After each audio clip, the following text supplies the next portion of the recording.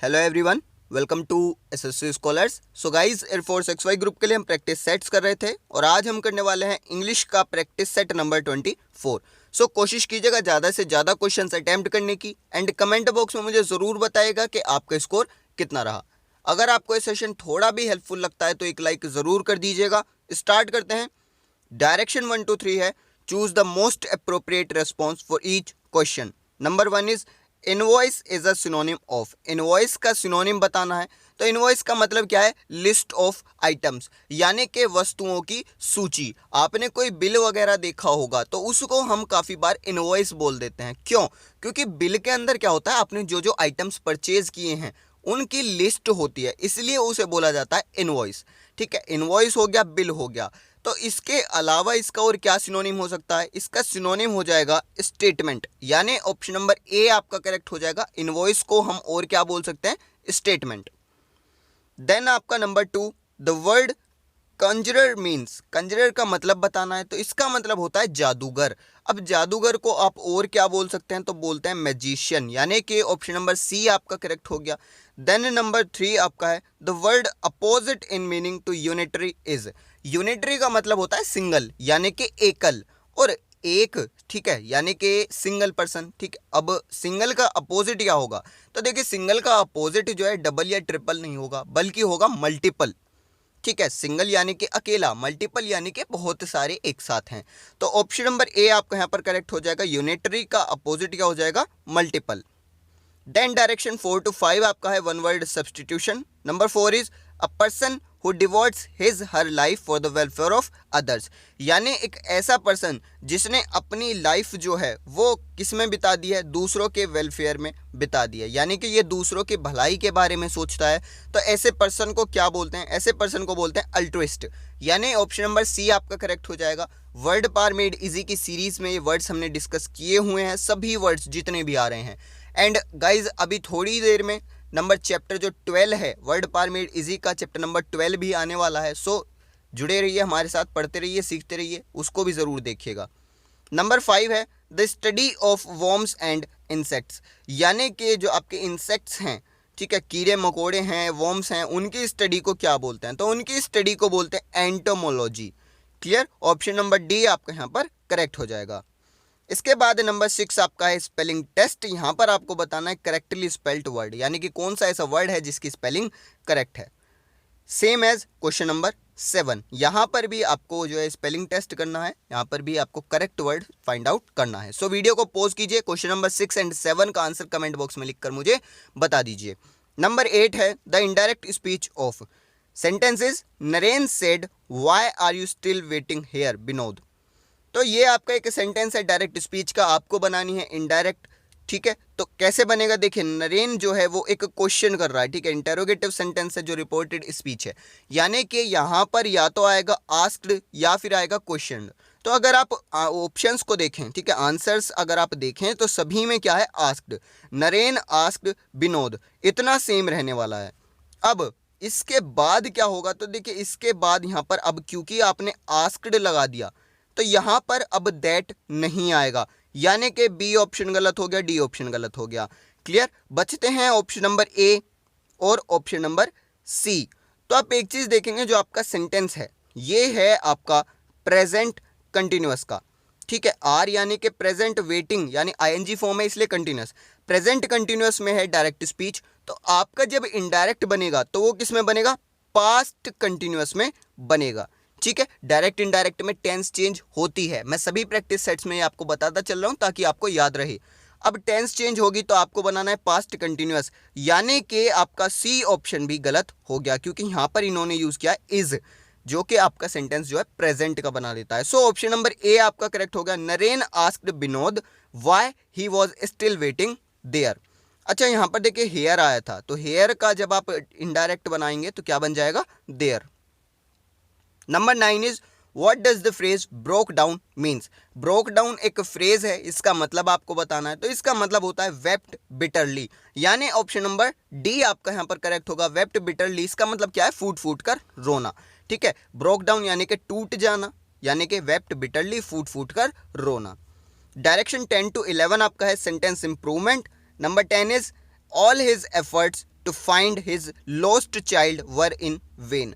तो यानी उसके जितने भी जो एफर्ट्स थे, जो उसने कोशिशें की अपने खोए हुए बच्चे को ढूंढने की, वो सभी व्यर्थ गए। ठीक है, व्यर्थ गए या व्यर्थ में इस तरीके से सेंस निकलना चाहिए। अब यहाँ पर अगर आप वर्ड्स को देखें तो वर्ड्स को समझिए। ऑप्शन नंबर ए आपका क्या है, वेन। ये जो वेन है इसका मतलब होता है नस। ठीक है, तो नस यहाँ पर कोई भी सेंस नहीं देने वाला। देन ऑप्शन नंबर बी आपका है वेन, तो इस वाले वेन का मतलब है कम होना। ठीक है, क्रमशः कम होना। तो यहाँ पर जो यहाँ पर भी ये भी कोई सेंस नहीं देगा, कम होने से क्या सेंस आएगा। बात आती है ऑप्शन नंबर सी की, VAIN, तो इन वेन का मतलब होता है व्यर्थ में।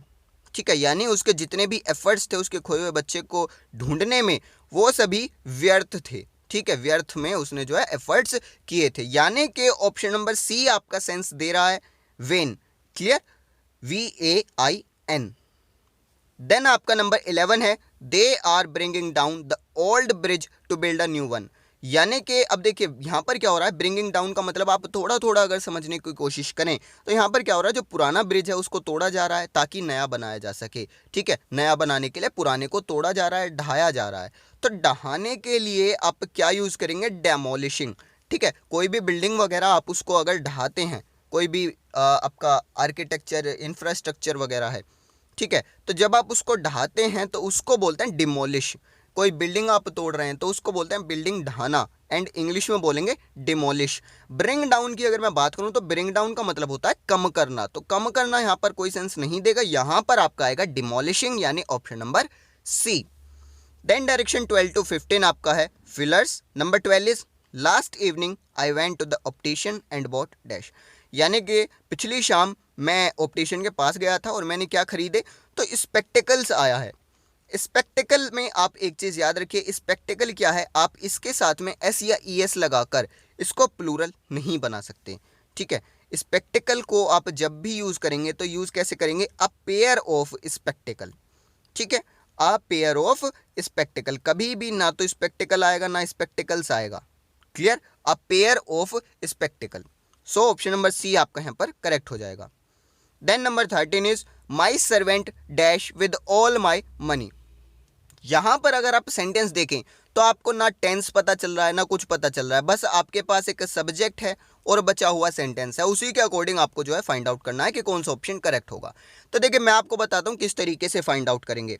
ऑप्शन नंबर ए देखिए यहाँ पर है हैव एस्केप्ड, तो हैव जो है ये प्लूरल है। ठीक है, और आपका जो सब्जेक्ट है वो सिंगुलर है, यानी ये नहीं आ सकता, गलत है। देन ऑप्शन नंबर बी आपका है my servant was run away. ठीक है, यहां पर क्या है, was run away with all my money, ये है। देन नंबर 3 आपका है माई सर्वेंट वॉज या has, my servant has run of with all my money. इसके बाद डी ऑप्शन है रनिंग अवे। तो ये देखिए यहाँ पर अगर आप थोड़ा सा ध्यान देंगे तो मेरा जो सर्वेंट है वो सारा पैसा लेकर भाग चुका है। ठीक है, ये सेंस है, भाग चुका है। ठीक है, भाग चुका है, तो चुके के लिए आप परफेक्ट टेंस लगाएंगे। Clear, so option number C आपका यहाँ पर करेक्ट हो जाएगा, has run off. Clear, run away नहीं आएगा, रनिंग अवे नहीं आएगा, ऑप्शन नंबर सी आपका यहाँ पर करेक्ट आंसर हो जाएगा। Then number 14 is a gardener knife is dash use for light pruning. यानी कि यहाँ पर क्या आएगा, यहाँ पर आपका आएगा ऑप्शन नंबर सी जनरली, यानी कि एक जो गार्डन का नाइफ होता है, ठीक है, उस नाइफ को हम सामान्यतः जो है अपना किस चीज़ के लिए यूज़ कर सकते हैं, लाइट प्रूनिंग के लिए यूज़ कर सकते हैं, यानी कि थोड़ी थोड़ी जो पेड़ों की छटाई होती है उसके लिए हम यूज़ करते हैं सामान्य रूप से, जनरली। देन आपका नंबर 15 है with danger dash at the door you can not sit idle. यहाँ पर आप देखेंगे डोर के साथ में आपको एक प्रपोजिशन फिट करना है, तो डोर के साथ में क्या आएगा, एट आएगा, यानी ऑप्शन नंबर ए आपका यहाँ पर करेक्ट हो जाएगा, with danger at the door you can sit idle. Direction 16 to 17 आपका है active passive transformation. Sentences are almighty will bless wise man. यहाँ पर आपका ऑब्जेक्ट है वाइज मैन जो कि सब्जेक्ट बन जाएगा। टेंस कैसी है, तो टेंस आपकी है यहाँ पर फ्यूचर। ठीक है, सिंपल फ्यूचर टेंस है, तो आपका जो पैसिव बनेगा वो भी सिंपल फ्यूचर में बनेगा, क्योंकि एक्टिव पैसिव में टेंस चेंज नहीं होती। तो आप इसी तरीके से देख सकते हैं जो विल है वो विल ही रहने वाला है, वुड नहीं होगा यानी डी गलत, हैव बीन नहीं हो सकता, सी गलत, शुड नहीं हो सकता, बी गलत, यानी ऑप्शन नंबर ए आपका करेक्ट होगा। Wise man will be bless की थर्ड फॉर्म ब्लेस्ड बाय, और जो आपका सब्जेक्ट है इसको बना दीजिए ऑब्जेक्ट और almighty. Then number 17 is they have spotted me in the crowd. तो यहाँ पर आपका जो सेंटेंस है वो किसमें है, देखिए हैव आया है और साथ ही साथ आपका स्पॉटेड आया है। तो जब आप इसका पैसिव बनाएंगे तो किस तरीके से बनेगा, देखिए सब्जेक्ट क्या है सबसे पहले ये फाइंड आउट कीजिए, मी जो है यहाँ पर एक सब्जेक्ट है जो बनने वाला है आपका, ठीक है, मी यहाँ पर आपका सब्जेक्ट बन जाएगा क्वेश्चन नंबर 17 में। इसके बाद आई के बाद क्या आएगा, आई जब आपका हैव स्पॉटेड आया तो हैव स्पॉटेड किस में चेंज होगा, have been spotted. Clear, active passive transformation में हैव प्लस वर्ब की थर्ड फॉर्म किस में चेंज होगी, हैव बीन प्लस वर्ब की थर्ड फॉर्म। तो I have been spotted by, they की जगह क्या हो जाएगा, देम, और इन द क्राउड, यानी डी ऑप्शन आपका करेक्ट हो जाएगा। अगर बात की जाए ए ऑप्शन की तो यहाँ पर इन्होंने क्या किया, एम का यूज किया, आई एम स्पॉटेड, ये गलत हो गया, ठीक है, यहाँ की सेंटेंस में हैव दे रखा था। बी ऑप्शन में क्या किया इन्होंने, फ्यूचर का सेंटेंस बना दिया, गलत हो गया। वुड भी नहीं आएगा क्योंकि इससे भी जो है फ्यूचर की सेंस निकलती है। नंबर 18 आपका है give the masculine of the given word. एक वर्ड दिया गया है विडो, इसका मैस्कुलाइन बताना है यानी कि पुल्लिंग बताना है। विडो का मतलब क्या होता है, विधवा, तो इसका मेल अगर बताया जाए, अगर इसका पुल्लिंग बनाया जाए तो क्या बनेगा, विधुर, और विधुर के लिए इंग्लिश क्या होगी, तो इंग्लिश हो जाएगा आपका विडोवर, यानी ऑप्शन नंबर बी आपका यहाँ पर करेक्ट हो जाएगा, विडोवर। देन डायरेक्शन 19 to 20 आपका है error spotting. Number 19 is my friend has invited me for T this Sunday. तो यहाँ पर देखिए जब भी आपको इस तरीके से चाय पर बुलाया जाए, कॉफ़ी पर बुलाया जाए, तो यहाँ पर क्या होगा, यहाँ पर फॉर टी नहीं आएगा, यहाँ पर क्या आएगा, इन टी, ठीक है, फॉर की जगह क्या आ जाएगा, इन, यानी सी पार्ट में आपका एरर है, ऑप्शन नंबर सी आपका यहाँ पर करेक्ट हो गया। Number 20 is the reporter was unable to elicit information from the police. अब यहाँ पर अगर आप सेंस देखें तो देखिए क्या है कि जो रिपोर्टर है वो पुलिस से इंफॉर्मेशन निकालने में, ठीक है, खबर निकालने में जो है सक्षम नहीं रहा था, ठीक है, अनेबल। इसके लिए अब आप देखिए इलिसिट, जो यहाँ पर इलिसिट यूज किया गया है, ठीक है, इसका मतलब होता है अवैध।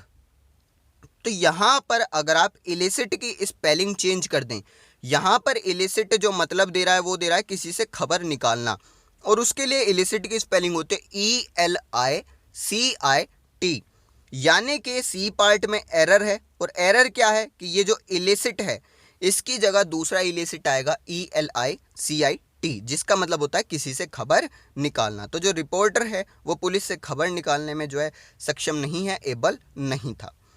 क्लियर, सो सी पार्ट में एरर है, ऑप्शन नंबर सी आपका करेक्ट हो गया। सो ये था आपका practice set number 24। I hope सभी क्वेश्चंस आपको समझ आए होंगे। फिर भी अगर कोई डाउट बचता है then comment box is yours, आप मुझसे पूछ सकते हैं और मैं आपको कमेंट करने का पूरी कोशिश करूंगा। थोड़ी ही देर में जो है वर्ड पारमिड इजी का चैप्टर नंबर 12 आने वाला है, लास्ट चैप्टर है, छोटा सा चैप्टर है, सो उसको भी देख लीजिएगा। एंड अगर आपने सीरीज पूरी नहीं देखी तो पूरी देखिए, आपको कॉम्पिटिटिव एग्जाम्स में काफ़ी ज़्यादा हेल्प वहाँ से मिलने वाली है वोकैबुलरी सेक्शन में। सो आज के सेशन में इतना रखते हैं, थैंक यू।